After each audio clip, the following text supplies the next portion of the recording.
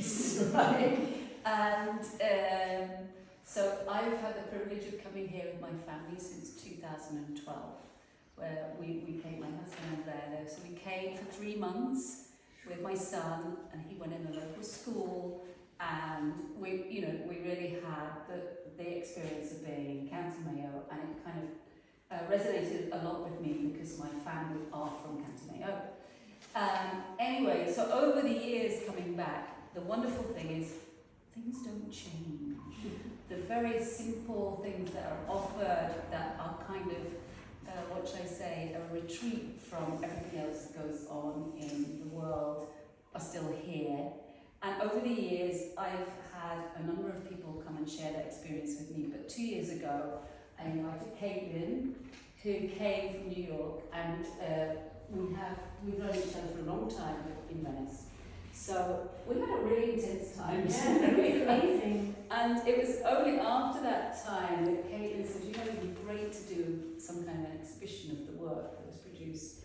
And so although it doesn't kind of look like it, really what you're seeing was produced in a really short period of time from just spending time here in Ballinglen. So I'm infinitely grateful to Margot and Peter and all the organisation here, and obviously especially Una and Kate, who's not here, and Keith, and really all the kind of network of people that I've met over the years. And Kaitlin is my, what should I say, testimony. You can say something nice about that too. Oh, it's true. And really, thank you so much. It's rare that any kind of residency will even welcome someone for a day, let alone to come and stay. And so I'm incredibly grateful that Déirdre extended the invitation, but that you all make it possible to have that happen. And for me, coming over now is incredibly special, but when I came 2 years ago, my father's side of my family is from Ireland, and I had never been. So to actually come and experience, you know, the title of the show, Landmark, and we have that hyphen because it's of course about the land and the place, but also about this mark, and the mark in the work, and touching the work, and touching a real place, and actually feeling that connection. There's just many dimensions, I know, for both of us that, in our own kind of ancestral lines, but then of course in the present, and who knows, moving forward into the future. So I feel incredibly lucky and privileged to be here now, and to have been able to come 2 years ago. And if you haven't taken a look at the list, my works are the shaped ones, and they're shaped like that because I don't think of them as abstract. I actually think of them as portraits, but they're kind of energetic portraits of the place, of different things I experienced, and try to pull together into that material form. I feel like I don't want to keep talking, but well, for me, it's always about the coastline and island life. I mean, I live anyway.